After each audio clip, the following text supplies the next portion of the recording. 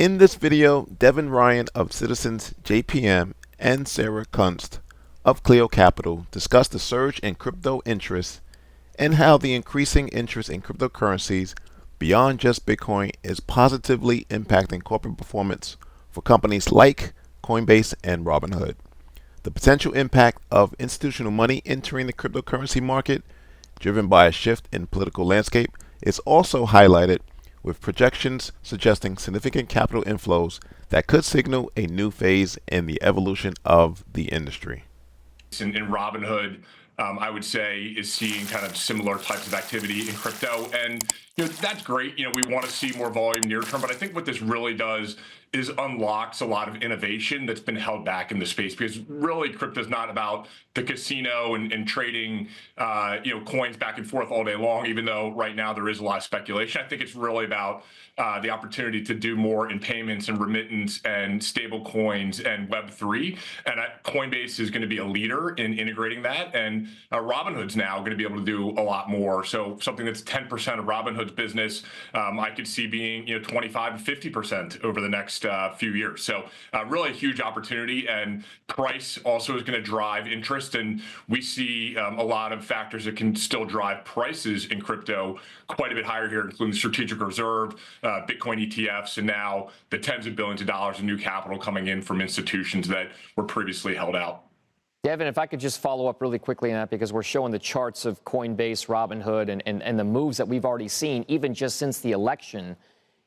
From a fundamental analyst standpoint, how much of that upside is already being priced into these stocks? How much more can they run, given that construct? Yeah, so we've been bullish, but I actually think there's a fair amount more to run, and I think you can support it fundamentally. So with Coinbase, just to throw a couple numbers, they are run rating about $6 billion of revenue this year. We see them over the next year or two, just on kind of some of these new aspects getting unlocked, getting to north of $10 billion of revenues, which is about $12 of earnings power. That's not a best case scenario. We think over the next probably 4 to 5 years, you're looking at north of $15 billion in revenue for Coinbase, which is over $20 of earnings. So you start to talk about $20 of earnings, and a price here doesn't seem too extreme. Same thing, Robinhood. Again, just volumes are up materially. They're adding new coins, but really the big story is going to be, what do they do in the tokenization of traditional assets? They're buying an exchange. What do they do with staking? They're not doing much with stable coins. So there's just huge opportunity because some of these firms have been held back, and then you kind of keep going down the path. Firms like Schwab that we cover are going to be entering the space. So it's just unlocking huge new pools of capital to come into the industry. Okay, Sarah, what's interesting about this, and Devin brings up an interesting point about how the ecosystem could possibly grow. We recently saw Robinhood go out and buy Trade PMR, which is a custody services platform for investment advisors. It kind of speaks a little bit to how these things are all growing, and that Schwab may not be the only game in town going forward. From an investing standpoint, what exactly is the momentum like in that kind of environment where ecosystems are growing? Who become potential targets? I think there are a lot of potential targets, especially with a new administration that's likely to take a much kinder view of M&A. I'm in some really interesting names that have generated a lot of buzz, like Falcon X, the crypto prime brokerage, Gemini, the crypto marketplace. I think a lot of those exchanges, a lot of those sort of infrastructure plays that people have been building for years and years and kind of forgot about for the last couple of years in the larger market are going to be getting calls from big acquirers. If that's the case, Sarah, how exactly does the momentum play out, given the fact that we've seen this massive surge in not just Bitcoin, but all of these smaller coins as well? What exactly is the investing angle if you are trying to look not necessarily at meme coins, but playing this broader push in cryptocurrencies overall?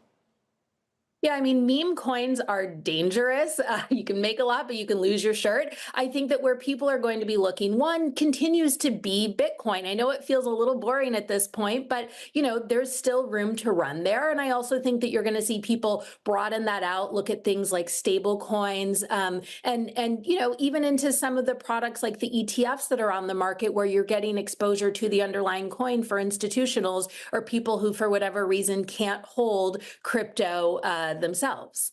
All right. And Sarah, we're going to give one last word to each of you guys. Sarah, I'll start with you. if you look at this, do you feel as though there is an allocation aspect for some of these types of cryptocurrencies?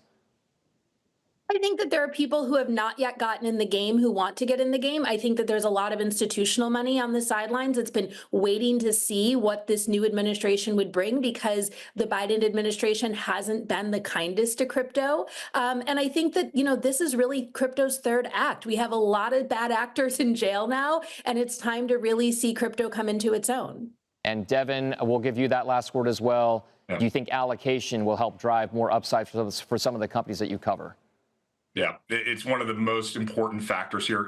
Doing this for over 20 years, I always say follow the flows, and the flows are still coming, and we're early days. So the ETFs, Bitcoin ETFs, we have research out saying $220 billion of assets are coming into those over the next 3 years.